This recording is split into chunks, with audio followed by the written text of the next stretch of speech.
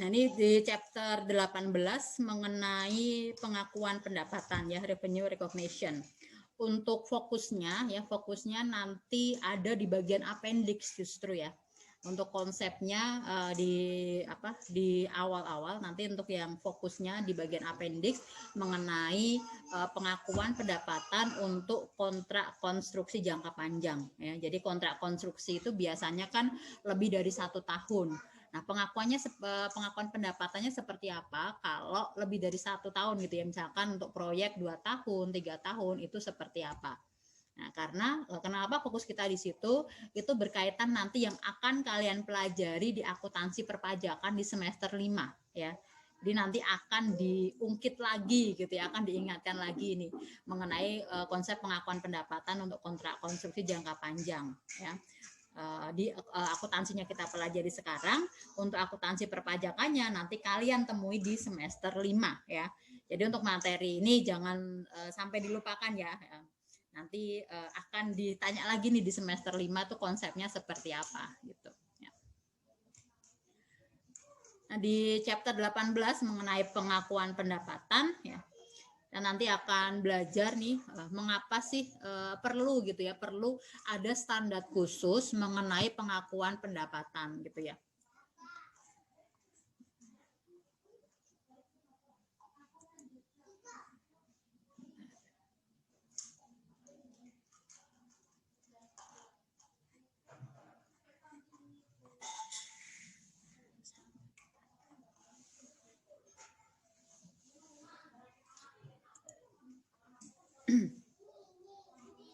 Kalau di Indonesia ya, di Indonesia itu PSAK mengenai pengakuan pendapatan dulu diatur di PSAK nomor 23 gitu ya.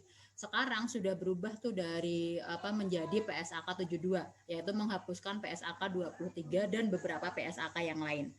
Nah, terjadi perubahan ya, perubahan di pernyataan standar akuntansi keuangan yang di Indonesia itu mengikuti perubahan di dunia internasional ya, di IFRS, di IAS-nya itu berubah dan itu diadopsi di standar di Indonesia.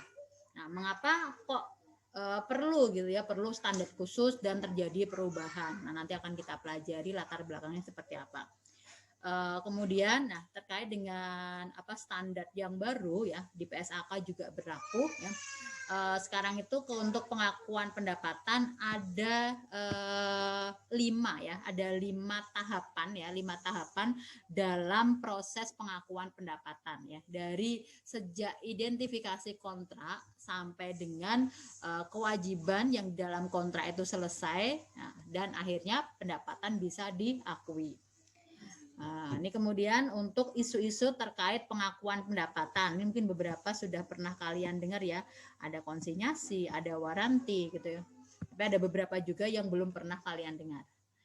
Lalu di appendix nanti kita akan fokus di pengakuan pendapatan untuk kontrak konstruksi jangka panjang. Nah, ini latar belakangnya ya, kalau mengapa kalau dulu gitu ya, pengakuan pendapatan itu ya, pendapatan diakui ketika realize gitu ya, realize dan realizable ya, bisa realize itu berarti kewajibannya itu selesai sehingga pendapatan bisa diakui, atau memang dapat diakui. Nah, dulu cuma 2 ini ya, realize and realizable. Nah, kalau sekarang harus kita lihat dulu dari 5 tahapan yang nanti akan kita pelajari. Nah, di Indonesia gitu ya, bukan hanya di Indonesia, mengapa sih penting gitu ya, mengapa sih penting kita mengaca pada kasus di Indonesia saja ya. Kalian pernah dengar kasusnya Garuda Indonesia?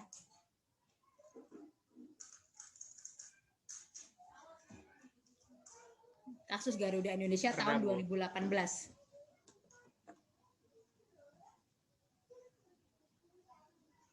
Ada yang tahu nggak?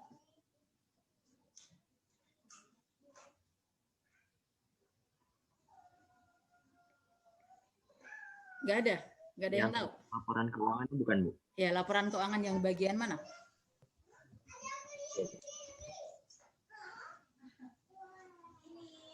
Ya, tuh hampir benar. Ayo, laporan keuangan yang bagian mana? Terkait dengan chapter ini?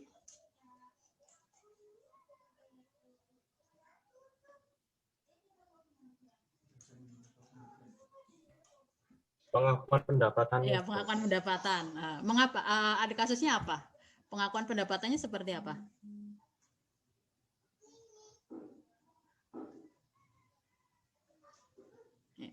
Jadi di tahun 2018 itu ya, dari 2018 akhir kayaknya kasusnya boomingnya itu ya. Kemudian baru diangkat lagi di awal 2019 gitu ya. Jadi ada apa di laporan keuangannya gitu ya. Waktu itu di yang istilahnya yang nemuin gitu ya, yang nemuin itu adalah komisarisnya ya. Komisarisnya Pak Hairul Tanjung. Tahu Pak Hairul Tanjung? Tahu.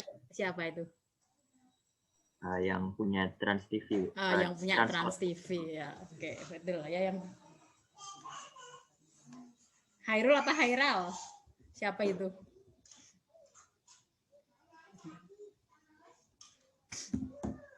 Jadi komisarisnya itu yang melihat gitu, yang komisarisnya itu ini melihat kok ada itu ya. Sebelumnya itu pendapatan Garuda di tahun 2017 itu tidak sebesar yang diakui di tahun 2018, dan itu apa ya, selisihnya itu sangat signifikan ya, dari tahun 2017 kenaikannya ke tahun 2018 itu hampir 4 kali. Nah itu menimbulkan tanda tanya gitu ya, masa sih gitu kenaikannya 4 kali gitu, naiknya 4 kali lipat gitu. Kemudian setelah dicek gitu ya, setelah dicek itu ternyata ya ada bagian dari kontrak ya, di mana pendapatannya itu yang harusnya belum bisa diakui tapi diakui gitu ya. Jadi kan labanya jadi gede banget gitu ya, labanya gede banget ya, labanya gede banget. Nah titik itulah ya penting bagaimana titik pengakuan pendapatan itu yang tepat ya, jangan terlalu, agar tidak terlalu dini dan tidak terlalu lama ya, karena kalau di akuntansi itu ada konsep yang namanya manajemen laba gitu ya, manajemen laba. Nah ini biasanya digunakan oleh korporasi gitu ya, oleh perusahaan itu dalam kayak membuat labanya itu biar tidak terlalu fluktuatif gitu ya, tapi kan itu jadi nggak sesuai dengan kenyataan yang sebenarnya gitu ya. Nah nanti ini kalau kalian belajar teori akuntansi, nah kalian akan belajar konsep ini ya, manajemen laba atau income smoothing gitu. Nah, dimana kalau nanti kalau labanya ya, jadi yang harusnya rugi, tapi ternyata jadi laba karena ada beberapa hal gitu ya, yang harusnya itu tidak diakui sebagai laba atau belum waktunya diakui tapi sudah diakui. Nah, jadi bisa kayak apa ya, mempercantik laporan keuangan, terutama laporan laba ruginya. Nah, beberapa mengacu ke kasus itu juga, yang PSAK 23 itu dihapuskan menjadi PSAK 72 dan menghapuskan juga beberapa PSAK yang lain, semuanya di cover di PSAK 72. Nanti kalau kalian pengen lihat nih, nah, buka nih PSAK 72. Atau kalau googling masih ada kok ya, yang mungkin bisa melihat di exposure draftnya ya, ED PSAK 72 itu nggak beda jauh dengan yang sudah publish gitu. Jadi pengakuan pendapatan itu harus tepat ya ketika kewajibannya selesai. Kalau kewajibannya belum selesai, maka pendapatan belum boleh diakui.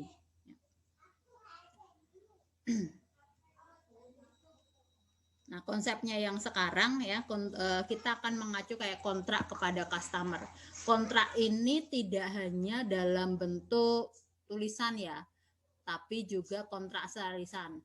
Kalian beli kopi di Starbucks gitu ya, kalian beli ke baristanya gitu, saya mau kopi ini 1 cup, itu sudah merupakan kontrak ya.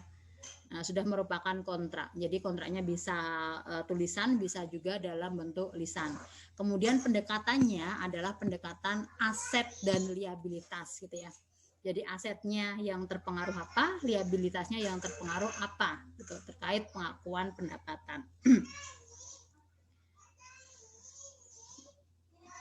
Ini 5 tahapan ya, ini 5 tahapan yang harus dilakukan dalam di standar yang terbaru ya, di standar yang terbaru ada 5 tahapan atau 5 proses dalam pengakuan pengakuan pendapatan. Yang pertama adalah identifikasi kontrak dengan pelanggan. Ya. Kemudian yang kedua, kita akan melihat mengidentifikasi kewajiban kinerja apa yang tercantum di dalam kontrak. Kalau tadi kalian beli kopi di Starbucks ya, nah sudah ada kontrak. Nah kira-kira kewajibannya apa? Oh dari coffee shopnya berarti dia berkewajiban menyediakan kopi gitu ya. Kalian sebagai pembeli berarti kalian berkewajiban untuk menyerahkan cash. Selanjutnya kita akan menentukan harga transaksinya. Harga satu kopi ya, kalian belinya kopi ya, transaksinya adalah beli 1 cup kopi. Harganya berapa untuk 1 cupnya?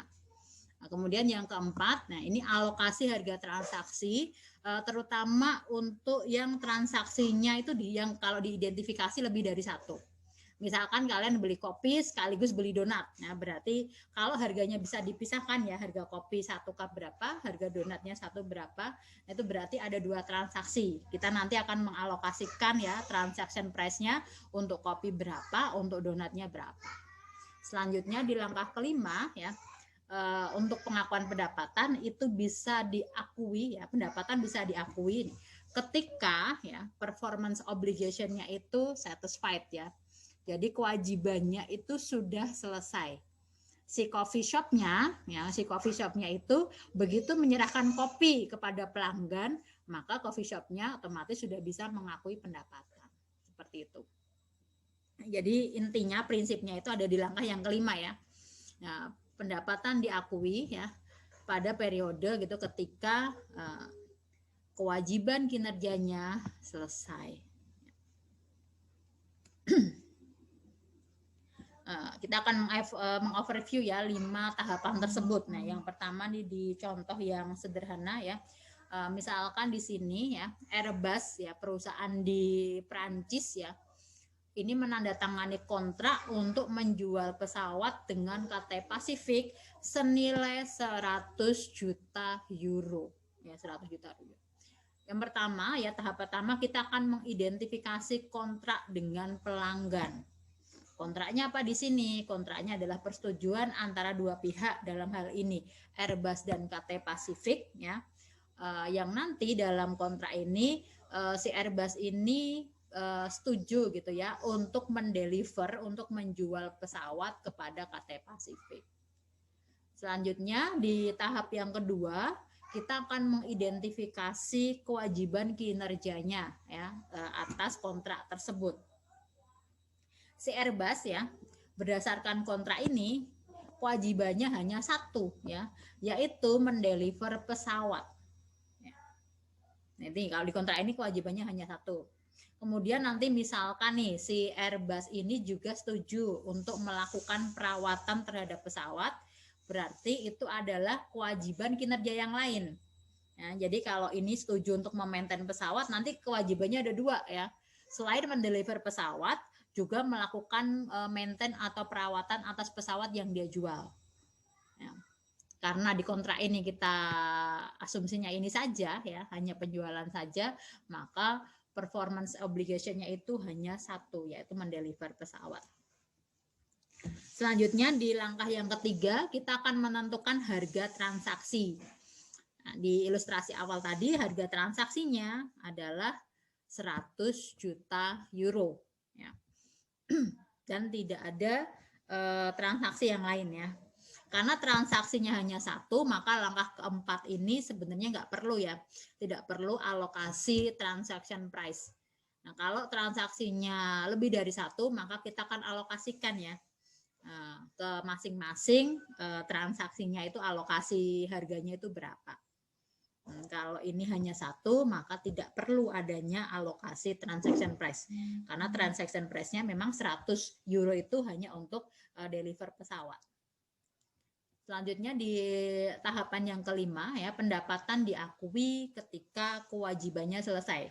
Tadi kewajibannya apa? Mendeliver pesawat.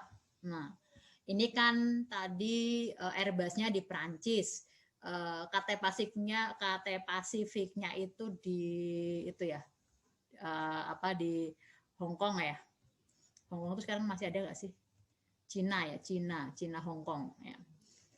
Nah, kapan pendapatannya itu? Nah, kapan pendapatan dari jual pesawat itu diakui oleh Airbus? apakah ketika pesawatnya itu sudah keluar dari hanggarnya Airbus atau pesawatnya itu dalam perjalanan menuju hanggarnya Cathay Pacific atau pesawatnya sudah sampai di hanggarnya Cathay Pacific. Nah, di saat yang mana? Kan ini pasti perlu waktu ya, karena Perancis ke Hong Kong gitu. Nah, kapan ini pengakuan pendapatannya?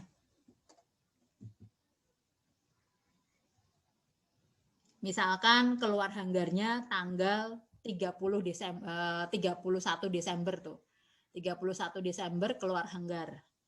31 Desember. 31 Desember pagi gitu ya keluar hanggar. 31 Desember malam gitu pas pergantian tahun gitu ya, itu ada di misalkan pesawatnya sedang di atas Saudi Arabia gitu ya. Kemudian nyampe-nya itu baru di tanggal 1, nyampe di hanggarnya Cathay Pacific. Nah, ketika tanggal 31 ya, apakah si Airbus ini sudah bisa mengakui pendapatan? Ada yang mau berpendapat? Izin Bu, coba. Oke, silakan. Aditya. Kayaknya dia tergantung di kontraknya itu dah Bu. Maksudnya tergantung FOB-nya itu, FOB shipping point atau destination. Kayaknya seperti itu Bu, yang kebayang saya. FOB shipping point dan FOB destination. Alhamdulillah masih ingat ya FOB destination. Kalau menggunakan FOB shipping point, tadi tanggal 31 malam ya, tanggal 31 malam itu tadi di mana tadi pesawatnya itu sedang mengudara di atas Saudi Arabia. Kira-kira apakah Airbus sudah bisa mengakui pendapatan?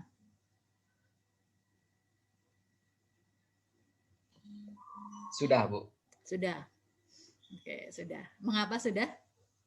Karena kepemilikan pesawatnya itu udah jadi milik pembelinya itu kalau udah dikeluarkan dari punyanya kita Bu. Ya, jawaban yang bagus ya. Ya kalau shipping point ingat ya, shipping point itu barang ya, barangnya itu akan berpindah kepemilikan ketika keluar dari gudangnya penjual ya. Jadi kalau sudah keluar dari hanggarnya si Airbus ya, maka si Airbus itu sudah bisa menjurnal ya, dia sudah bisa menjurnal itu misalkan ini pembeliannya secara kredit ya, nah, dia sudah bisa menjurnal account receivable pada sales gitu ya. Nah, dia mengkredit sales inilah, ini bentuk dari pengakuan pendapatan ya. Sales ini kan pendapatan ya. Nah, seperti itu. Jadi kalau pakai FOB shipping point, nah, maka di tanggal 31 ya si Airbus sudah bisa mengakui pendapatan. Nah, selanjutnya kalau yang FOB destination, waktu sampai di gudang pembelinya. Sampai di gudang pembelinya. Jadi kalau dia pakainya FOB destination, ketika tanggal 31 si Airbus sudah bisa mengakui belum? Belum. Belum, ya belum. Kalau FOB destination ya, si Airbus itu baru bisa mengakui pendapatan ya ketika pesawatnya itu sudah sampai di hanggarnya Cathay Pacific ya, sudah sampai di gudangnya pembeli ya. Kalau belum berarti ya dia belum mencatat adanya penjualan seperti itu. Nah, kita akan identifikasi satu persatu ya. Ini konsep sih sebenarnya, ini konsep tapi nanti fokusnya di yang jangka panjang ya. Ini konsep untuk pengakuan pendapatannya. Yang pertama, ini kasusnya nanti terus berkembang ya. Ini satu kasus sederhana yang nanti akan kita kembangkan. Nah, di sini misalkan si Tyler Engler gitu ya. Si Mas Tyler ini dia mengorder ya, memesan satu cup kopi ya, satu cangkir kopi dengan harga satu cangkirnya adalah $3 dari coffee shop Bean. Nah, si Tyler memberikan $3 ke baristanya Bean ya, dan nanti si baristanya ini akan memberikan satu cangkir kopi kepada Bean ya. kita akan mengidentifikasi, yang pertama kita akan identifikasi kontrak ya. Kontrak dengan pelanggan. Nah, pertama kontrak itu harus memiliki substansi komersial. Artinya apa? Berarti mengandung nilai ekonomis ya, ada nilai uangnya. Nah, si Tyler dia beli kopi ya, berarti kan ada nilai uangnya ya, dia tadi harus menyerahkan cash ya. Berarti kontrak antara Tyler dengan apa? Ketika si Tyler ini mau beli kopi ya, ketika dia beli kopi ke coffee shop Bin, berarti ini termasuk ini ya, nah, memiliki substansi komersial. Kemudian yang kedua ya, ada pihak-pihak ya, ada pihak-pihak yang terlibat di dalam kontrak ya. Jadi pihaknya nggak hanya satu ya, kalau kontrak itu berarti melibatkan dua pihak ya, minimal dua pihak. Di sini ya, di kasus ini berarti ada penjual dan ada pembeli. Penjualnya si coffee shop Bin, kemudian pembelinya adalah si Tyler ya. Selanjutnya ya, mengidentifikasi hak tiap-tiap pihak yang terkait ya. Si Tyler dia berhak atas kopi. Si Bin berhak atas menerima cash dari Tyler senilai $3. Lalu di yang keempat, syarat pembayarannya teridentifikasi gitu ya. Jadi pembayarannya pakai apa? Pembayarannya pakai apa? Pembayarannya kapan? Nah, pembayarannya kan langsung ya saat itu ketika, nah biasanya gimana kalau kita beli kopi kan kita bayar dulu, biasanya kita bayar dulu baru kita dapat kopinya ya. Jadi bayar dulu baru dapat barangnya ya. Dan pembayarannya di sini kalau di transaksi ini secara cash ya senilai $3. Kemudian yang kelima ya, kemungkinan dari imbalan akan diperoleh itu sangat besar ya. Probable itu berarti kemungkinannya lebih dari 90% ya. Ketika kalian belajar possible, probable, virtually certain sama remote gitu ya. Nah, probable ini kan kemungkinannya lebih dari 90%. Consideration ini adalah imbalan ya. Imbalan yang akan diperoleh oleh Bin ya. Itu kemungkinan besar ya, kemungkinan besar terjadi ya, kemungkinan besar akan diterima. Nah, mengapa? Karena kalau si Tyler ini beli kopi gitu ya, pasti dia akan menyerahkan kas dulu ya, dia akan menyerahkan kas dulu, kasnya diterima dulu oleh barista, baru baristanya itu menyerahkan kopi kepada Tyler. Ya, jadi dia akan menerima dulu sebelum dia menyerahkan kopinya. Sehingga kemungkinan atas imbalannya tadi, atas kas yang diperoleh dari Tyler itu sangat besar. Nah ini itu ya 5 hal untuk identifikasi kontrak. Selanjutnya di langkah kedua ya, kita akan mengidentifikasi kewajiban kinerjanya ya, kewajiban kinerja ya, performance obligation ya. Kewajiban kinerjanya coffee shop Bin apa? Dia adalah apa? Menyajikan 1 cup kopi kepada Tyler. Ya. Kewajibannya hanya 1 ya, ini transaksinya hanya 1 saja, yaitu transaksi penjualan kopi. Ya. Kemudian di langkah ketiga kita akan menentukan harga transaksinya adalah $3 ya, $3 untuk 1 cup kopi. Tidak ada diskon, tidak ada transaksi yang lain. Ya. Nah, sehingga di langkah keempat karena transaksinya tidak hanya 1, nggak perlu ya, tidak perlu ada alokasi transaction price. Ya. Nah, di langkah kelima ya, si Bin ini akan mengakui pendapatan ketika kopinya sudah diserahkan kepada Tyler. Ya. Jadi ketika misalkan sudah diserahkan kepada Tyler, tiba-tiba si Tylernya itu numpahin kopinya gitu ya. Nah itu berarti risikonya sudah ada si Tyler tadi ya.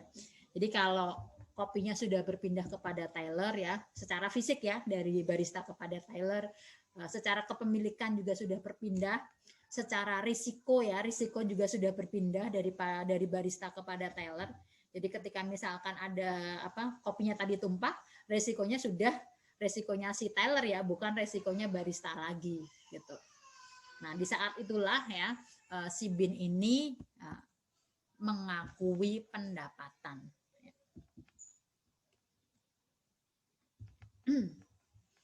Selanjutnya ya kasus kedua. Ini mengembangkan dari yang tadi ya. Masih si Tyler nih, masih si Tyler. Di hari berikutnya si Tyler ini beli kopi lagi ya. Tapi kali ini beli kopi sama beli kue ya. Kue bagel ya. Beli 1 cup kopi dan 2 kue bagel ya. 1 cup kopinya ya harganya $3, masih sama dengan kemarin ya. Kemudian 2 kue bagelnya itu seharga $5. Nah, untuk pembelian ini ya, si Taylor ini membeli total harganya adalah $3 dan $5. Ya, jadi total yang dibayar oleh Taylor nanti adalah $8. Langkah pertama untuk identifikasi kontrak sama dengan yang kasus pertama tadi ya. Jadi ada apa? Ada hak, ada kewajiban, kemudian kemungkinan probable atas pembayaran atau imbalan ya. Itu semuanya teridentifikasi ya. Kemudian kita akan mengidentifikasi kalau dari transaksi ini ya, kita lihat transaksinya ada 1 atau 2 gitu ya. Nah, ini diidentifikasi untuk kewajiban kinerjanya ya. Nah, si bin ini akan menentukan ya apakah penjualan kopi dan penjualan kue bagel ini merupakan 1 atau 2 performance obligation. Kalau produknya itu distinct ya, bisa dibedakan. Ini kan ya untuk produk kopi, 1 produk bagel ya, bisa dibedakan tuh ya. Kemudian secara harga juga tidak ketergantungan. Boleh kan si Tyler beli kopi saja atau si Tyler beli kue bagel saja juga boleh ya. Itu tidak ada ketergantungan ya. Jadi kalau apa? Masing-masing transaksi bisa berdiri sendiri, tidak ada ketergantungan. Nah, ini maka akan diperlakukan sebagai 2 performance obligation ya.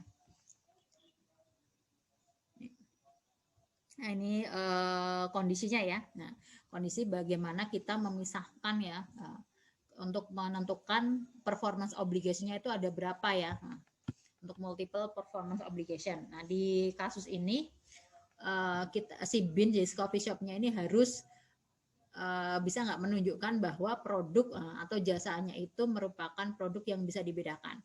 Ini kopi dan bagel, bisa ya. Nah, bisa dibedakan berarti kemudian kalau bisa dibedakan itu berarti not highly dependent, itu kan berarti tidak apa ya, tidak terlalu ketergantungan ya, atau tidak terlalu berhubungan ya. Jadi tadi ya bisa beli kopi tok, bisa beli kue tok gitu ya. Nah, kalau seperti itu maka akan diperlakukan sebagai kewajiban kinerja yang terpisah. Ya. Maka di kasus ini si bin ini ya punya 2 kewajiban kinerja, yaitu menyajikan kopi dan menyajikan kue bagel. Ya. Kemudian langkah ketiga ya, karena tadi antara harga produknya distinct ya, bisa dibedakan, maka harga transaksinya ya, dan tidak ada diskon juga ya, harga transaksinya adalah $3 plus $5 ya, harga transaksi totalnya adalah $8. Nah, untuk alokasinya, ini kan karena bisa banget dibedakan ya, alokasinya $8 itu adalah $3 ya. $3 untuk kopi dan $5 untuk bagel ya. Ini karena masing-masing dan tidak apa ya. Jadi untuk alokasinya ini sebenarnya alokasi ini perlu kalau biasanya kalau yang pakai harga bundling gitu ya, harganya itu harga bundling itu apa ya? Misalkan kita beli donat gitu ya, beli donat 1 lusin. Kalau kita beli donatnya 1 lusin, maka bisa beli kopi gitu ya, dapat diskon 5.000. Nah, itu yang perlu adanya alokasi harga transaksi gitu ya, perlu. Tapi kalau ini tidak ada diskon dan masing-masing itu tidak berhubungan, maka alokasi nggak perlu ya, karena kita bisa langsung melihat nih untuk kopi 3, untuk kue bagel 5 gitu.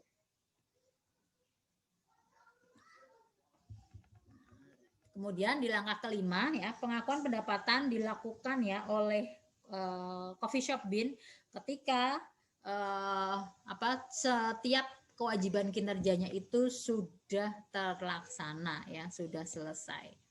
Jadi ketika kopi sudah diserahkan kepada teller, ketika kue bagel sudah diserahkan kepada teller, si Bin bisa mengakui pendapatan sebesar $8.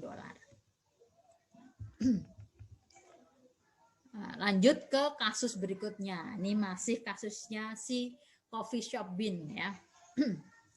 Nah, di sini ya si Bin dia mau menaikkan, menstimulasi penjualan biji kopi Smoke Jumper ya, Smoke Jumper Coffee Bean di hari Selasa. Nah, di hari Selasa ini biasanya penjualannya sepi gitu ya. Maka untuk menstimulasi penjualan dia mengadakan kayak diskon gitu ya. Normalnya ini untuk penjualan biji kopi Smoke Jumper ini dijual satu kantongnya beratnya 12 ons ya. Ini seharga $10. Nah, ini karena hari Selasa itu penjualannya sepi dan dia perlu kayak marketing gitu ya, perlu promosi ya. Si Bin ini memutuskan ya kalau di hari Selasa untuk biji kopi Smoke Jumper itu harganya akan dikurangi $1 ya. Kalau belinya di hari Selasa aja. Kalau belinya di hari lain tetap pakai harga normal $10 ya. Jadi kalau beli hari Selasa ini dapat harga promo $9. Ini kayak apa ya dulu ya? Pizza Pizza Paparons ya. Paparons itu kalau hari Selasa ya, itu harganya beda ya. Jadi kadang beli pizza itu memang khusus di hari Selasa ya, biar dapat harga promo gitu. Nah, nanti di hari Selasa ini ya, kalau ada penjualan kopi, berapa sih nilai yang akan diakui oleh Bin? Apakah $9, apakah $10 gitu.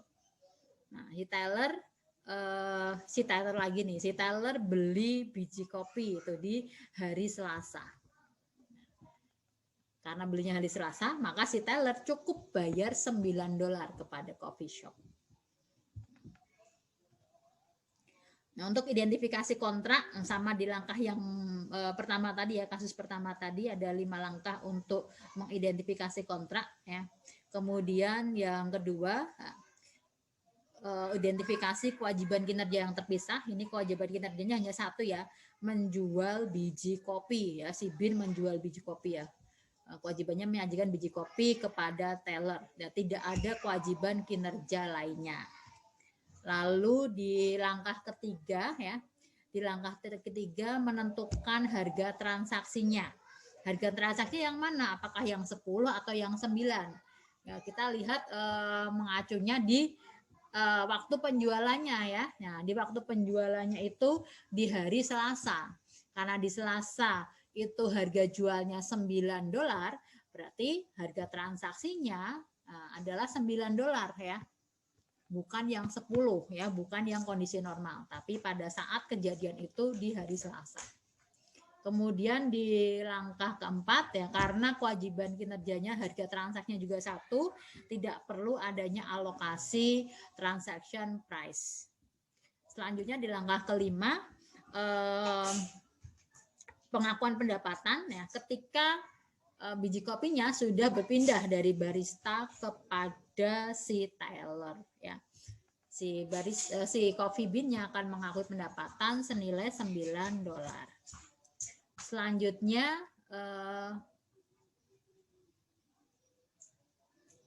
kemudian ini contoh berikutnya ya, contoh berikutnya terkait nanti transaction itu dari alokasi transaction price ya. Nah, kasusnya di sini masih coffee shop Bin ya.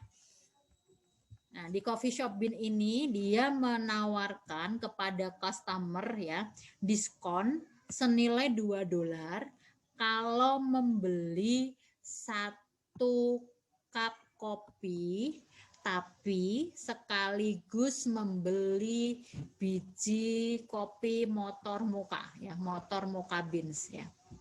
Jadi kalau pelanggannya ya, si pelanggan ini membeli motor mocha bean ya, biji kopi motor mocha, nanti si pelanggan ini bisa membeli 1 cup minuman kopi itu seharga cukup $1 ya. Tadi harga normalnya 1 cup kopi kan $3 ya. Tapi kalau sekaligus beli ini ya, sekaligus beli biji kopi, maka akan dapat diskon ya, akan dapat diskon $2. Nah, ini sering kan ya kalau di kalian belanja gitu ya. Kalau beli ini harganya jadi berubah. Nanti tetapi kalau nggak pakai beli yang ini harganya pakai harga normal seperti itu. Nah, ini salah satu cara untuk promosi juga ya. Nah, kalau seperti itu, nanti kita lihat alokasi transaksi transaction price-nya seperti apa ya. Nah, untuk identifikasi kontrak dengan pelanggan ini sama seperti yang di kasus pertama tadi ya, memenuhi 5 hal tadi ya, memenuhi 5 kondisi tadi. Kemudian di langkah kedua untuk kewajiban kinerja yang terpisah ya, untuk mengidentifikasi kewajiban yang terpisahnya ya. Kita akan mengidentifikasi apakah produknya itu distinct ya, dan bisa dipisahkan atau enggak gitu ya. Nah, biji kopi ya, dengan minuman kopi itu kan produk yang berbeda ya, berarti distinct, bisa dibedakan. Bisa dibedakan dan sebenarnya tidak terlalu gitu ya, tidak terlalu berhubungan ya, tidak terlalu saling ketergantungan. Bisa sih pelanggan itu bisa beli kopi tok, bisa beli kopi saja tanpa beli biji kopi bisa ya, beli biji kopi saja tanpa beli kopi juga bisa ya, tapi harganya pasti beda ya. Kalau beli kopi saja di harganya $3, kalau beli biji kopi saja di harganya 12 ya. Harganya tetap 12. Nah, kalau bisa dipisahkan dan sebenarnya juga tidak terlalu ketergantungan gitu ya. Nah, tidak terlalu ketergantungan tapi kewajibannya gitu ya, berarti kewajibannya itu ada berapa kalau di situ ya, jadi ada 2 ya, kewajibannya adalah untuk menyediakan biji kopi ya dan minuman kopi ya. Selanjutnya untuk harga transaksinya ya, kalau si pelanggan membeli biji kopi sekaligus membeli kopi, maka harga transaksinya adalah $13 ya. Harganya $13 ya. $12 untuk $12 untuk kopi, $1 ya, $1 untuk minuman kopinya. Kemudian kita akan mengalokasikan ya $13 ini ya, sebenarnya yang ke harga biji kopi itu berapa, yang ke harga minuman kopi itu berapa. Nah, ini yang perlu alokasi transaction price ya. Kita akan mengalokasikan ya, kalau menggunakan, kita akan hitung dulu dengan stand alone selling price ya, harga masing-masing ya. Harga masing-masing ya, kalau berdiri sendiri ya, kalau belinya sendiri-sendiri nih, 1 kantong kopi itu 12, 1 cup kopi itu $3. Jadi kalau masing-masing beli sendiri-sendiri ya, stand alone selling price itu totalnya adalah $15. Nah, dasar ini ya akan kita gunakan sebagai dasar untuk alokasi harga transaksi. Nah, kita akan memproporsikan ya $13 tadi ke sini ya. Nah, ini kan persentasenya, kalau yang 12 ini berarti 12 bagi 15, lalu yang 1 cup kopi itu $3 bagi $15, ini 20%. Ini 80% dikalikan $13, kemudian yang 1 cup kopinya 20% kalikan $13. Nah, inilah ya. Inilah alokasi harga transaksi. Jadi ke bin ya, ke biji kopi itu $10,4, kemudian untuk 1 cup kopi itu $2,6 ya. Totalnya $13. Itu alokasi harga transaksi. Kemudian di tahapan yang kelima ya, Yang di tahapan yang kelima, kapan pengakuan pendapatannya? Ketika biji kopi dan satu cup kopinya sudah berpindah dari coffee bean ya dari baristanya ke Tyler. Ya, ke pelanggan yang beli gitulah ya. Nah, senilai berapa yang diakui? Ya, yang diakui sebagai pendapatan adalah $13.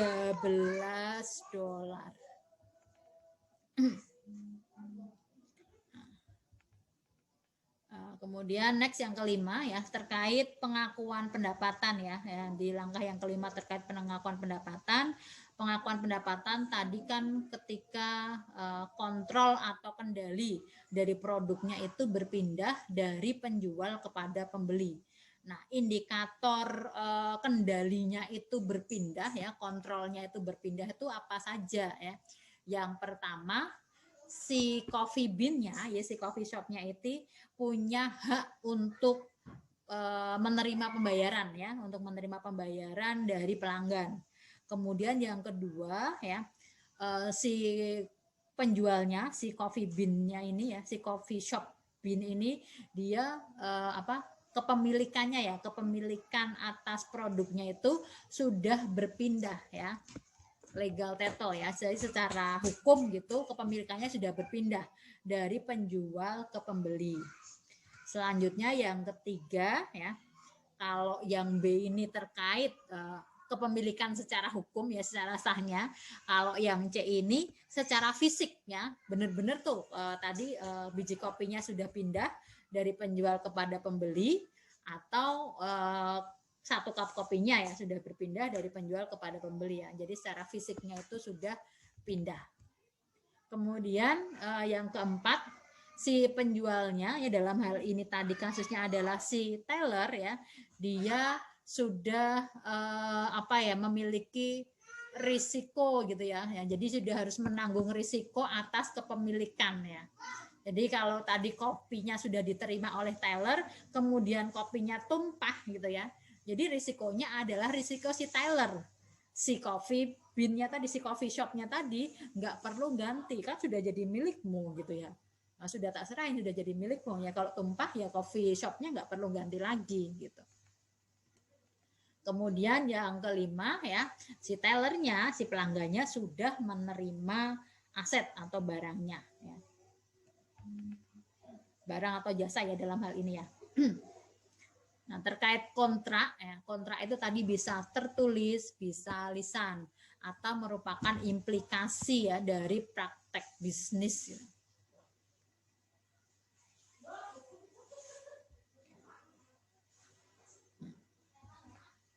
Nah, kita langsung ke contoh-contoh kasus ya terkait 5 tahapan tadi ya, 5 tahapan pengakuan pendapatan. Nah, yang pertama ini terkait yang identifikasi kontrak. Nah, misalkan di sini ya, di tanggal 1 Maret 2019 ya, Margo Company dia mengadakan perikatan kontrak untuk mentransfer produk ke Sunyun tanggal 31 Juli 2019. Kontrak ini di dalam kontrak ya, di dalam kontrak menyebutkan bahwa Sunyun akan membayar full ya, membayar penuh harga kontrak tersebut senilai $5.000 pada tanggal 31 Agustus 2019. Cost of goods sold-nya adalah $3.000. Margo dia mendeliver ya, mengirim barang ke Sunyun tanggal 31 Juli 2019. Pertanyaan saya sebelum yang ke sini ya, di tanggal 1 Maret 2019 ada nggak yang di jurnal oleh Sunyun atau Margo? Nggak ada, Bu. Nggak ada ya, nggak ada. Walaupun sudah tanda tangan kontrak ya, sudah tanda tangan kontrak, tapi belum ada kegiatan, belum ada transaksi gitu ya, yang bernilai ekonomis ya. Kayak misalkan perusahaan itu baru meng-hire, baru meng-hire pegawai, itu juga belum ada jurnal ya.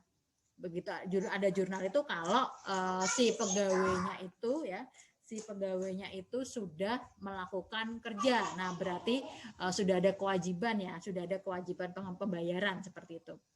Jadi di tanggal 1 Maret ya belum ada jurnal.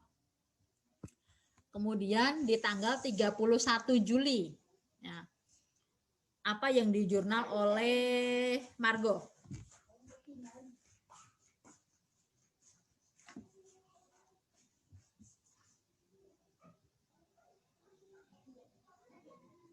Prinsipal accounting loh ini.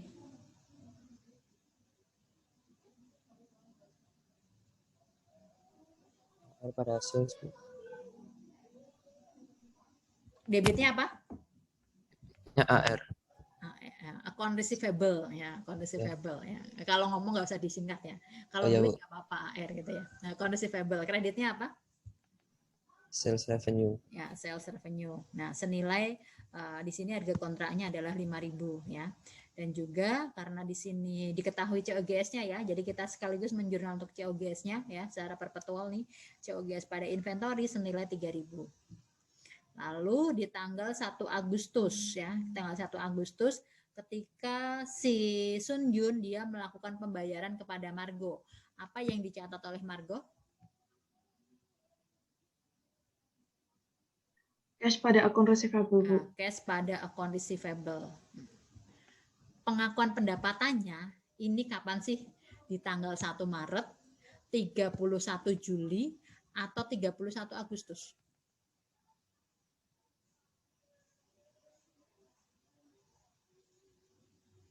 Mana yang dimaksud tanggal pengakuan pendapatan? 31 Juli, Bu. 31 Juli ya. Nih, tadi kan menjurnal apa? Sales revenue ya. Nah, ini sales revenue ini adalah pendapatan. Jadi pengakuan pendapatannya di tanggal 31 Juli. Tadi apa? Ketika si penjual mendeliver produk. Produknya sudah berpindah dari penjual kepada pembeli. Resiko atas kepemilikan barang juga otomatis berpindah dari penjual kepada pembeli ya. Walaupun ternyata belum dibayar ya, walaupun belum dibayar ya. Tapi unsur-unsur yang lainnya tadi sudah terpenuhi ya. Jadi harus mengakui pendapatan di tanggal 31 Juli. Selanjutnya terkait contoh yang tahapan yang kedua untuk memisahkan gitu ya, untuk memisahkan kewajiban kinerja yang terpisah itu seperti apa. Nah, contoh ilustrasinya di sini ya.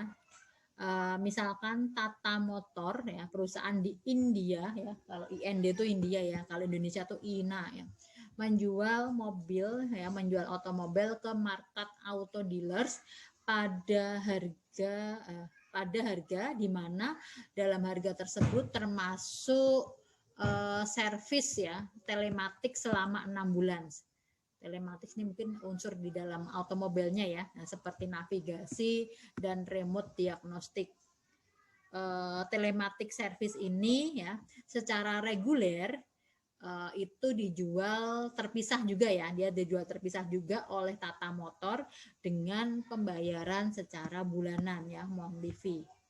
Setelah 6 bulan ya, customer ini bisa memperbarui gitu ya servis ini pada basis pembayaran secara bulanan kepada Tata Motor. Tadi kalau beli kan bisa, kalau beli mobilnya itu sekaligus dapat jasa servis selama 6 bulan gitu ya, jasa servis 6 bulan. Tapi setelah 6 bulan itu si pelanggannya bisa memperpanjang gitu ya, bisa memperpanjang jasa servisnya dengan bayar secara bulanan kepada Tata Motor. Nah, pertanyaannya ya, Tata Motor ini menjual satu produk atau dua produk?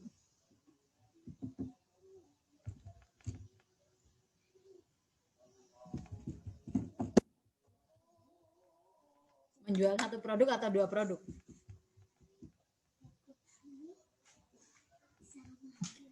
Dua, Bu. Dua ya.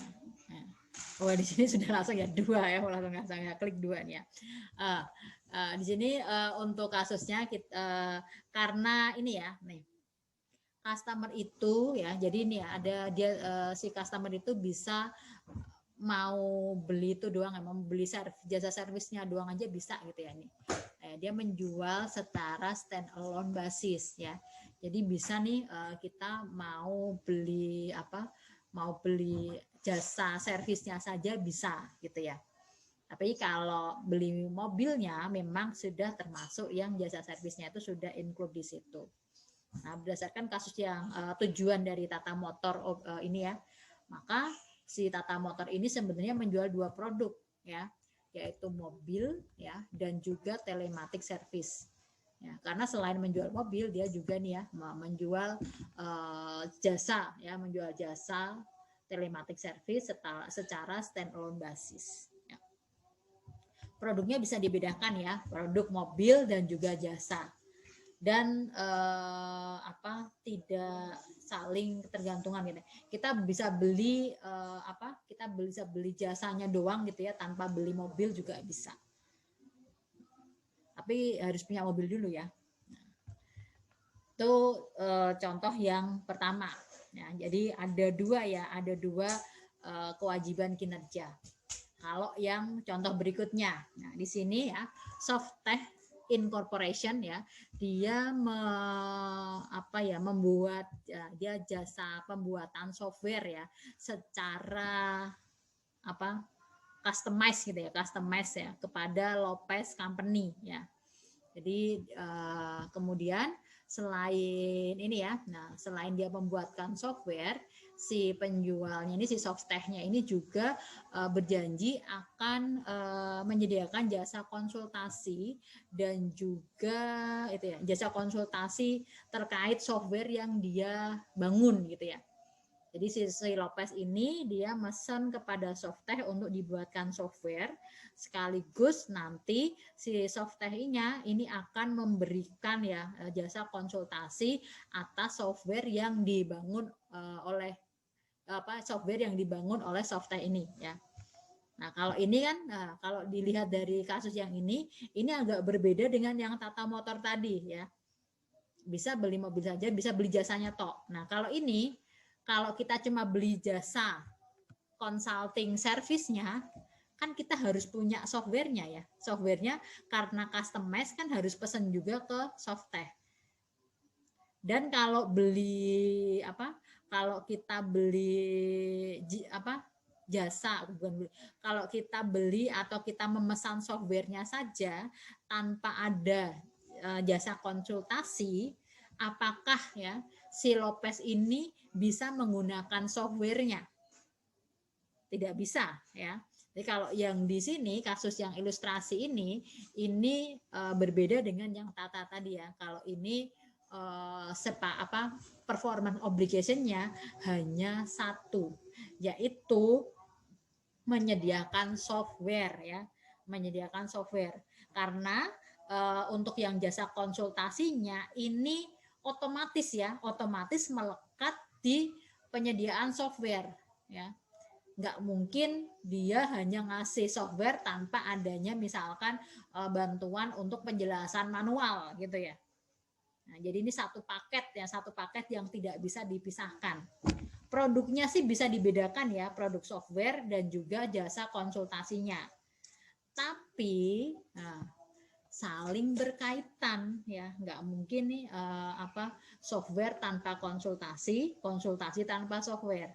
Ya, sehingga kalau di kasus ini kita akan mengidentifikasi sebagai satu kewajiban kinerja. Nah, selanjutnya terkait harga transaksi. Nah, untuk harga transaksi ada beberapa hal yang harus kita perhatikan ya. Pertama, imbalan variabel ya, variabel consideration ya. Imbalan variabel itu maksudnya dari satu kontrak gitu ya, mungkin ada beberapa imbalan atau ada beberapa kemungkinan imbalan atau kemungkinan pendapatan, tergantung nanti kondisinya seperti apa. Selanjutnya ya, yang berpengaruh lagi ke harga transaksi ini terutama untuk sekuritas keuangan ya. Adanya nilai waktu ya, time value of money, lalu yang berupa imbalan yang non kas ya. Imbalan yang non kas ini kayak hadiah gitu, hadiah atau servis dan sebagainya ya, imbalan yang sifatnya non kas. Atau ini imbalan-imbalan yang memang harus dibayarkan ya atau terutang kepada customer. Yang pertama mengenai imbalan-imbalan variabel ya.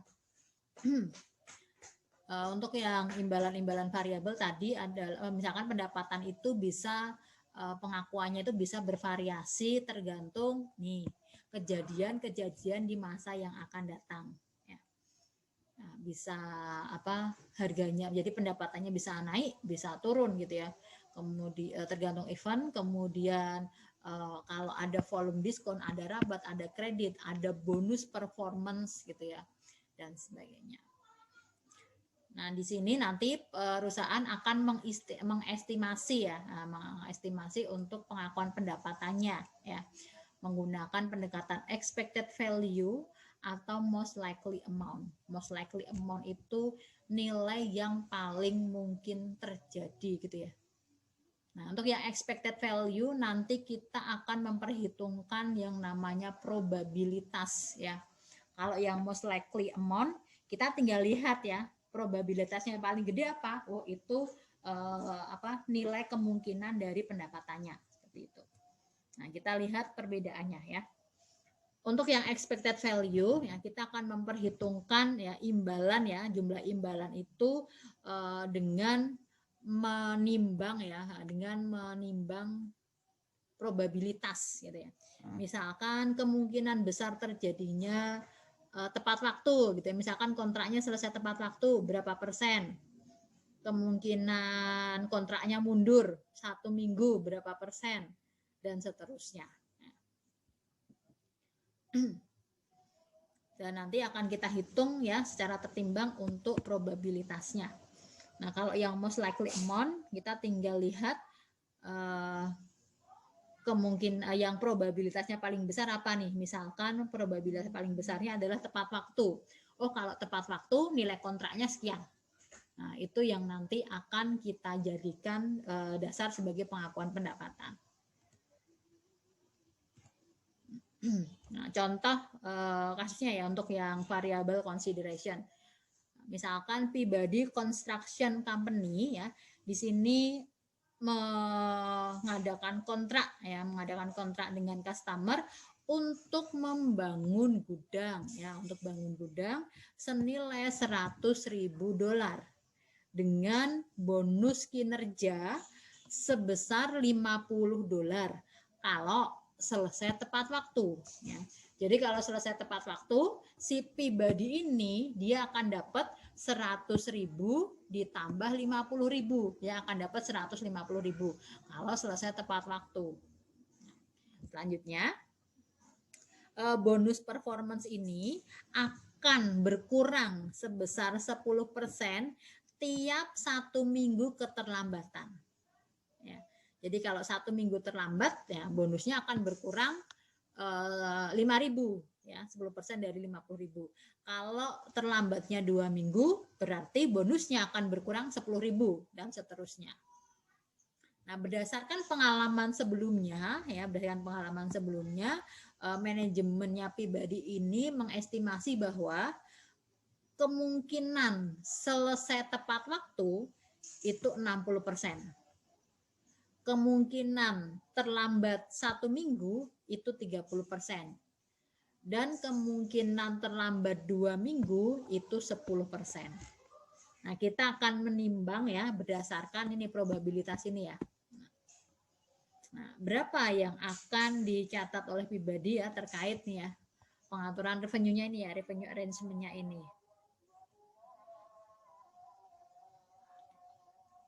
Di sini sedang azan, saya izin break sebentar ya.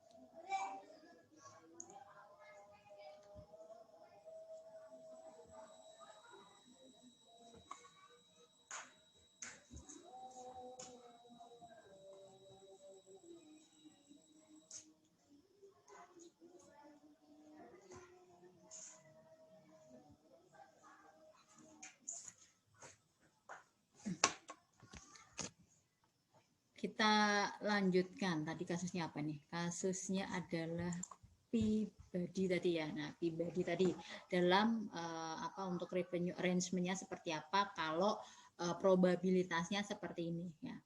Pertama menggunakan yang tadi yang expected value ya. Dengan expected value maka akan memperhitungkan secara tertimbang dari probabilitas masing-masing kemungkinan keterjadian ya.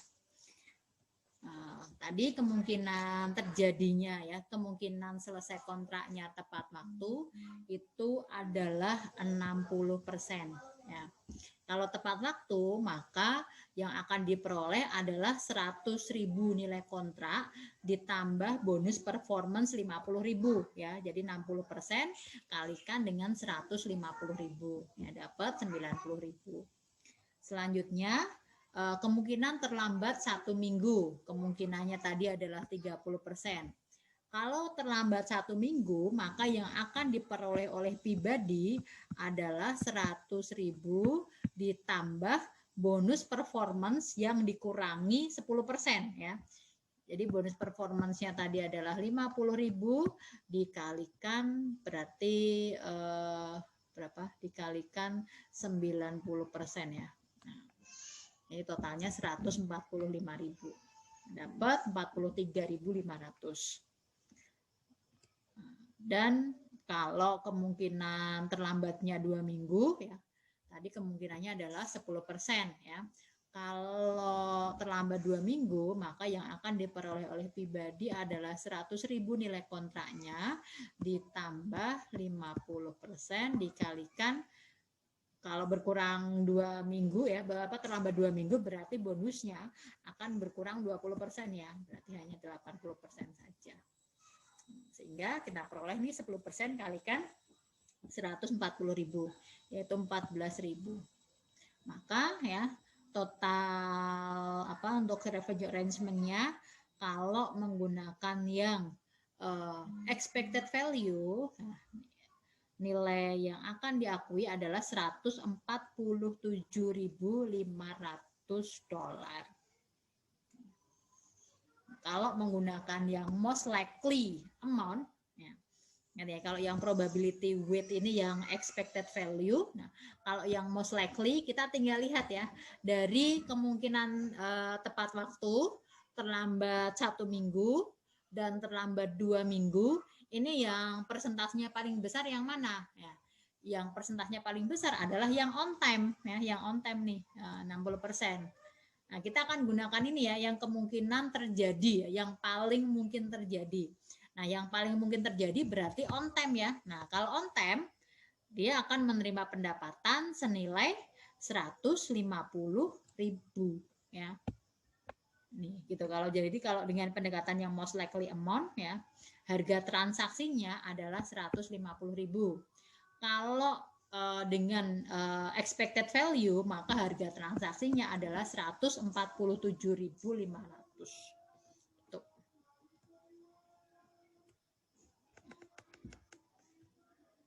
Next berikutnya yang mempengaruhi harga transaksi ya, tadi adalah time value of money ya.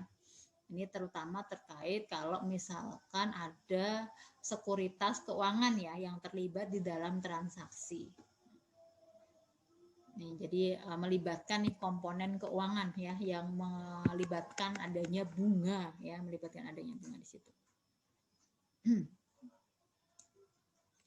Contoh untuk yang perhitungan dengan melibatkan time value of money ya.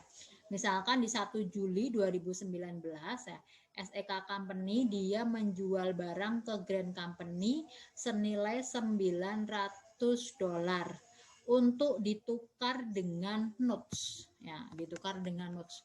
Notes-nya 4 tahun ya, notes-nya 4 tahun ya. Nilai face value-nya notes adalah 1.416.163. COGS dari barang yang dijual adalah 590.000 dolar. Nah, ini ini nggak diketahui ya bunga pas di sininya itu berapa ya. Ingat ya, kalau dengan sekuritas keuangan kita lihat dulu ya, mana yang bisa ditentukan fair value-nya gitu ya. Nah, ini yang bisa diketahui nilainya itu adalah nilai barang yang kita jual, yang kita serahkan. Maka nilai barang inilah yang akan kita gunakan acuan untuk menilai sales ya, maupun menilai notes receivable yang kita terima. Nah, maka jurnal pada tanggal 1 Juli 2019 ya, SEK ini akan mencatat penerimaan notes ya, receivable ya. Jadi dia jual barang nggak nerima cash ya, tapi nerimanya wesel. Nah, weselnya itu akan dicatat sebesar nilai dari barang yang dia serahkan ya. Notes receivable 900.000, ada sales revenue senilai 900.000. COGS pada inventory 590.000. Dan di tanggal 31 Desember 2019 ya, kita akan mencatat adanya penerimaan bunga ya, karena di sini ada notes ya. Nah, ada notes yang kita akan mencatat penerimaan bunga. Nah, misalkan di sini bunganya 12% nih, misalkan 12% setahun, kita akan memperhitungkan bunga dari Juli ke Desember ya, selama 6 bulan ya, 6/12 kalikan nilai notes awal yang tadi kita jurnal di tanggal 1 Juli ya, dikalikan 900.000. Nah, kita akan mengakui interest revenue ya, notes receivable pada interest revenue senilai 54.000. Ini bukan penerimaan bunga ya, tapi pencatatan interest revenue. Karena di sini kan zero interest ya. Kalau zero interest berarti secara cash kita tidak menerima pembayaran bunga ya, tidak ada interest paid, tidak ada interest receive. Tapi interest revenue-nya tetap ada ya. Masih ingat ya di konsep itu ya, untuk yang zero interest notes ya. Nah, di sini tidak ada cash yang kita terima, tapi kita tetap akan melakukan kayak apa ya, kayak amortisasi ya, untuk mengakui adanya interest revenue. Ini senilai 54.000.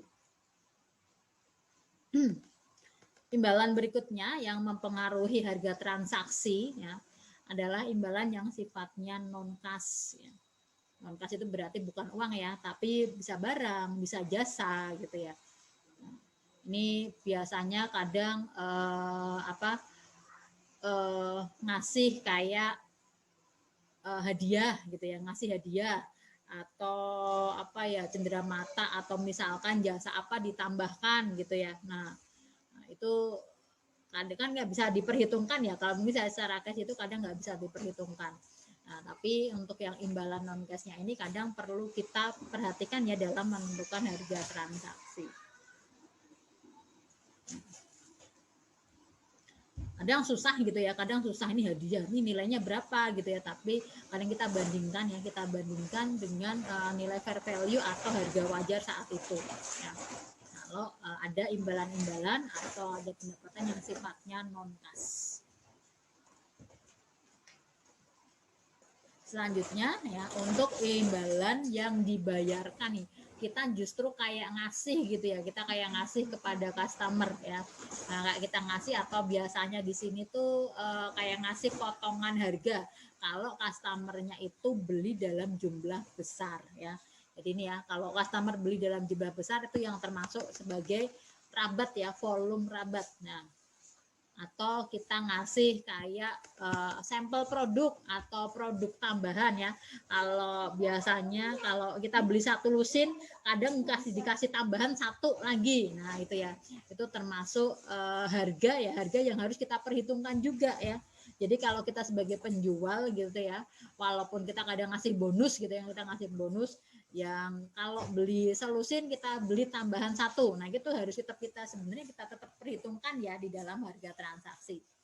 Ya customernya akan bayarnya tetap untuk satu lusin, tapi ketika kita mengalokasikan ke harga transaksi kita tetap akan memperhitungkan bonus atau apa ya imbalan yang kita berikan kepada customer gitu. Nah contoh untuk yang ini di volume diskon ya. Misalkan Samsung Company dia menawarkan kepada customer yaitu volume diskon ya senilai 3%. Jadi kalau si customernya beli dalam jumlah banyak. Nah, syarat dari volume diskonnya ini adalah kalau si customernya ini membeli paling sedikit 2 miliar untuk produk yang dijual selama 1 tahun. Pada tanggal 31 Maret Samsung ini menjual kepada Arctic ya, menjual barang kepada Arctic senilai 700.000 yuan. Yuan apa yen itu ya. Berdasarkan pengalaman sebelumnya ya, penjualan kepada Arctic ini lebih dari 3 juta yuan setahun ya. Lebih dari 3 juta untuk periode 1 April sampai dengan 31 Desember untuk 9 bulan ke depan itu biasanya ya di 2 tahun lalu itu sudah lebih dari 3 juta. Nah, dengan pertimbangan ini ya, dengan pertimbangan experience gitu ya. Nah, si Samsung ini memberikan volume diskon kepada Arctic ya atas penjualannya dia di tanggal 31 Maret 2019 ya. Jadi di tahun 2019 itu penjualannya ke Arctic ini baru 700.000 gitu ya, baru 700.000. Tapi karena berdasarkan pengalaman sebelumnya si Arctic itu nanti selama setahun dia akan beli barangnya itu senilai lebih dari 3 juta ya. Maka Samsung tidak ragu untuk memberikan volume diskon ya. Sehingga nanti pas penjualan di tanggal 31 Maret kepada Arctic, ini Samsung langsung akan memperhitungkan volume diskonnya. Ingat ya, kalau di volume diskon ketika kalian belajar inventory ya, kalau volume diskon itu nanti akan langsung kita jurnal secara neto ya, secara neto. Jadi volumenya itu sudah langsung diperhitungkan ya, diskonnya sudah langsung diperhitungkan. Nah, maka jurnal di tanggal 31 Maret kita akan jurnal ya account receivable pada sales revenue ini sudah net ya. Ingat ya, kalau volume diskon itu langsung net. Kalau cash diskon, ingat ketika kalian belajar inventory, kalau cash diskon itu bisa di jurnal secara neto, bisa secara gross. Ya, kalau yang cash diskon, tapi kalau yang volume diskon pasti secara net ya.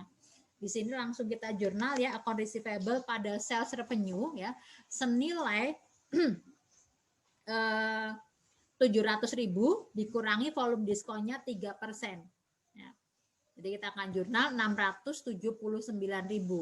Ini tapi masih dalam bentuk piutang, saya kan belum bayar nih. Ya, tapi sudah kita perhitungkan ya. Nah, nanti kalau misalkan ternyata setelah 1 tahun penjualan ke Artik nggak nyampe 2 juta gimana gitu ya. Padahal kita sudah terlanjur memberikan diskon. Ya. Nah, jadi nanti kalau misalkan si Artik ya, kalau si Artik memenuhi threshold 2 juta ya, memenuhi batasan 2 juta tadi, maka ketika menerima pembayaran ya, si Samsung akan mencatat cash pada account receivable senilai 679. Nah, bener nih si Artiknya dapat volume diskon. Nah, kalau misalkan si Artiknya ternyata tidak memenuhi threshold, penjualannya ke Artik di tahun 2019 ternyata nggak nyampe 2 juta. Berarti kan diskonnya hangus ya, sales diskonnya itu yang volume diskonnya harusnya hangus ya. Maka kita akan jurnal ya penerimaan dari Artik, berarti Artiknya nggak dapat diskon dong ya, nggak ada dapat diskon karena dia nggak memenuhi threshold. Maka full ya kita terima dari Artik senilai 700.000 ya karena diskonnya hangus. Kemudian kita akan mengkredit ya, menghapuskan piutang senilai yang kita jurnal sebelumnya ya 679.000, dan kita akan mencatat diskon yang hangus itu sebagai sales diskon forfeit ya, sales diskon yang hangus. Sales diskon forfeit ini kalau di laporan laba rugi ini biasanya akan dicatat kayak di itu ya. Ada yang mencatatnya di bagian atas gitu ya, bagian penambah sales gitu ya, menambah sales kan sales ya, sales dikurangi sales return and allowance ya, bisa ditambah dengan sales discount forfeit. Atau ada yang memperlakukan sales discount forfeit ini di bawah gitu ya sebagai other gain gitu.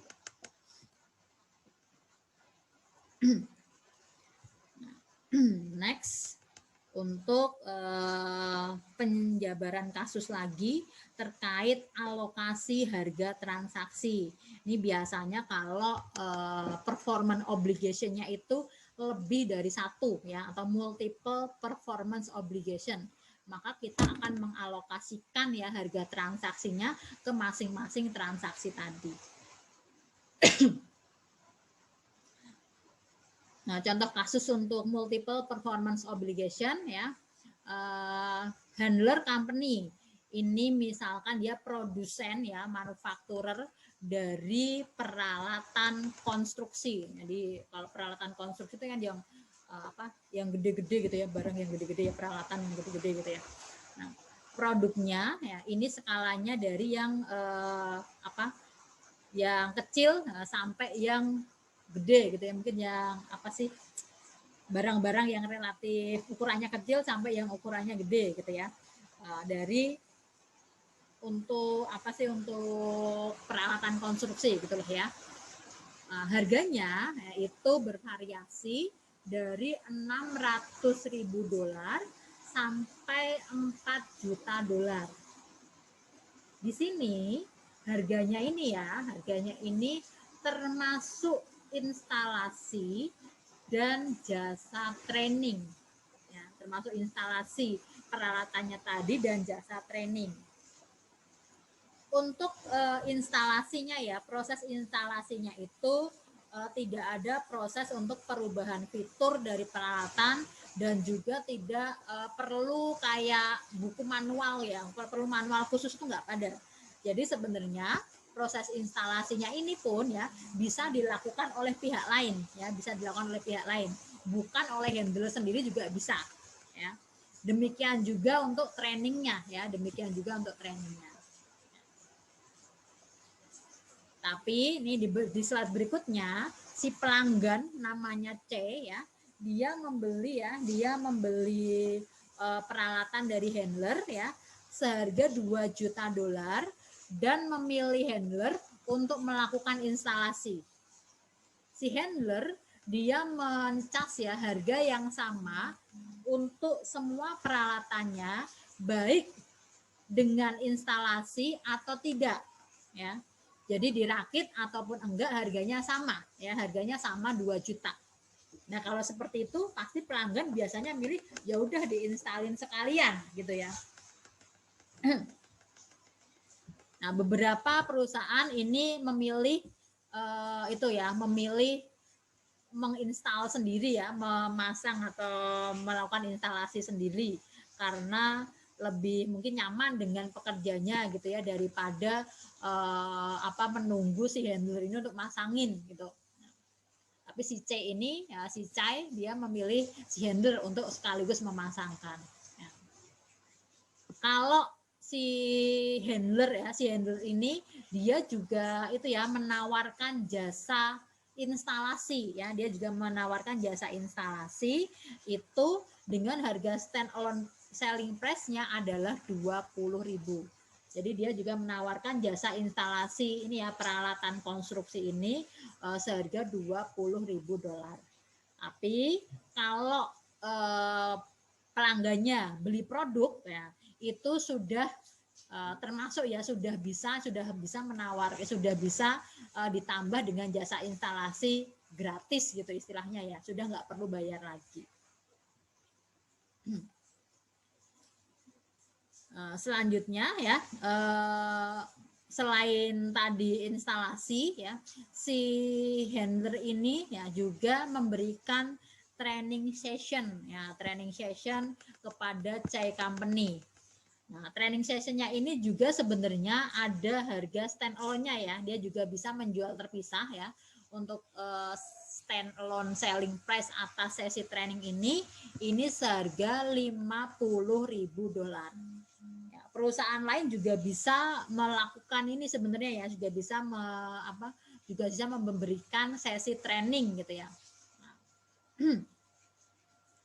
Nah, Cice ya, dia berkewajiban untuk membayar handler ya senilai 2 juta pada saat peralatan di delivery ya, dan instalasi dari peralatan tersebut.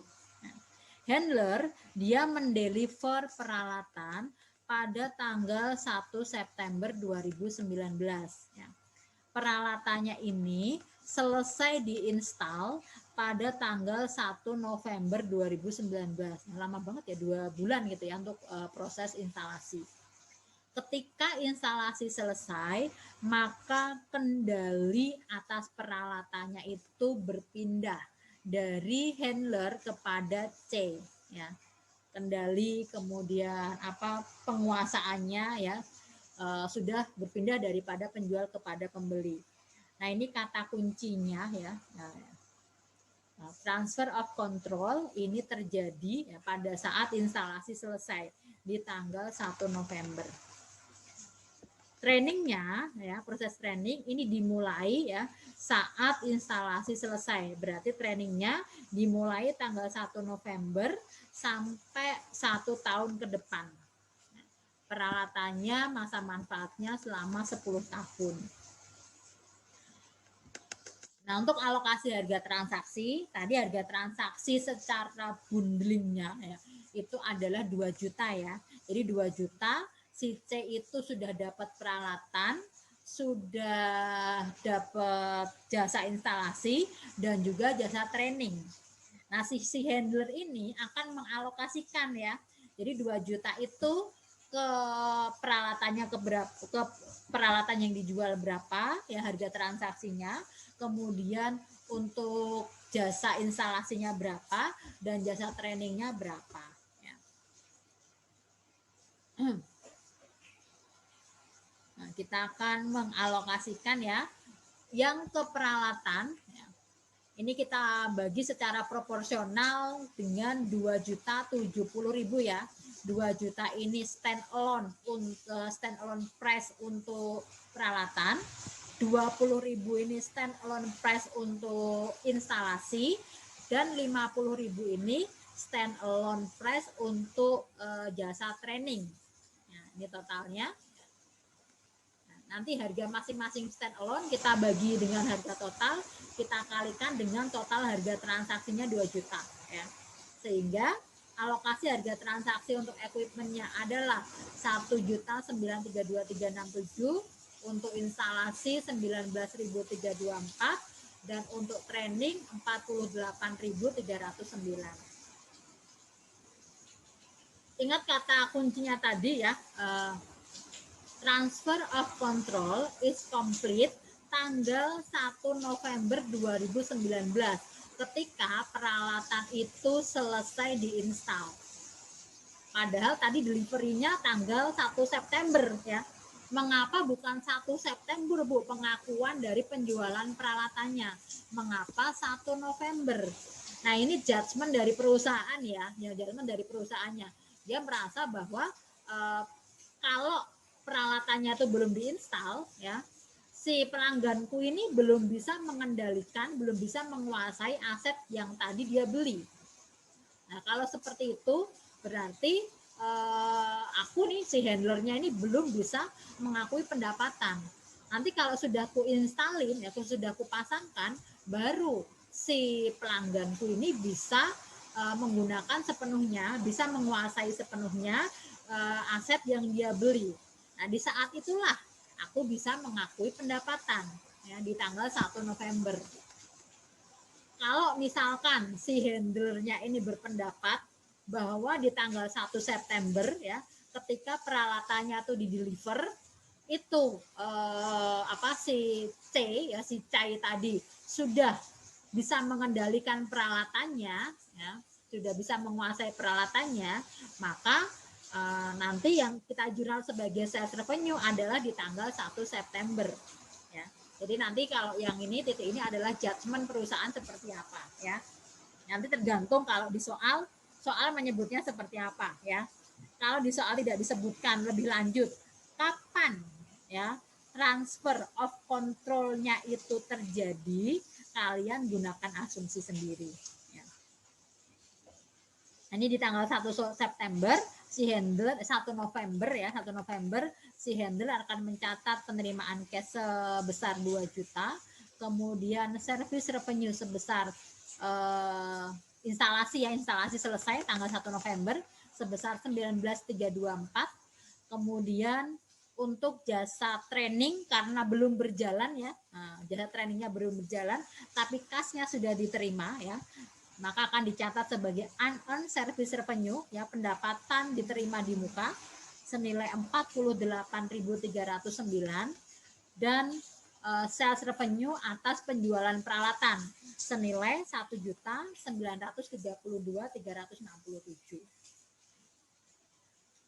Next ya, di tanggal 1 November ini terkait COGS dari barangnya ya, COGS pada inventory ini misalkan cost dari equipmentnya 1.500.000. Nah, mulai tanggal 1 November ini selanjutnya si handler melakukan jasa training ya sampai setahun ke depan. Nah, pada saat tutup buku di tanggal 31 Desember, si handler akan mengakui pendapatan untuk jasa trainingnya selama 2 bulan ya, dari 1 November sampai dengan 31 Desember. Nah, ini pendapatan untuk jasa trainingnya harus diakui.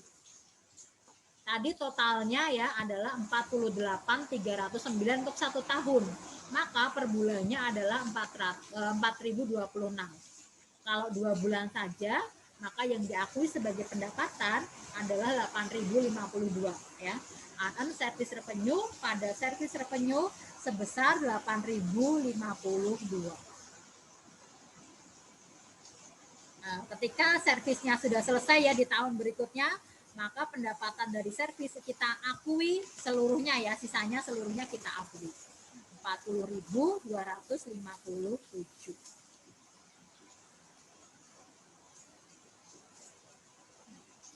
Ini 5 hal ya, 5 indikator kapan pengakuan pendapatan itu bisa kita lakukan ya. Tadi ketika hak atas pembayarannya itu sudah ada, kemudian secara hukum ya kepemilikan itu sudah berpindah ya. Kemudian secara fisik barangnya juga sudah berpindah ya. Terkait risiko juga sudah berpindah dan si customer-nya ini sudah menerima asetnya, ya. Aset atau ya asetnya bisa barang atau jasa, ya. Jadi itu 5 langkah ya, 5 tahapan dalam pengakuan pendapatan. Tadi yang pertama adalah identifikasi kontrak dengan customer, kemudian yang kedua mengidentifikasi kewajiban kinerjanya apa saja ya. Kemudian yang ketiga menentukan harga transaksi, yang kelima alokasi harga transaksi kalau terdapat multiple performance obligation ya. Kemudian yang kelima, apa nih kapan pengakuan pendapatan yang tepat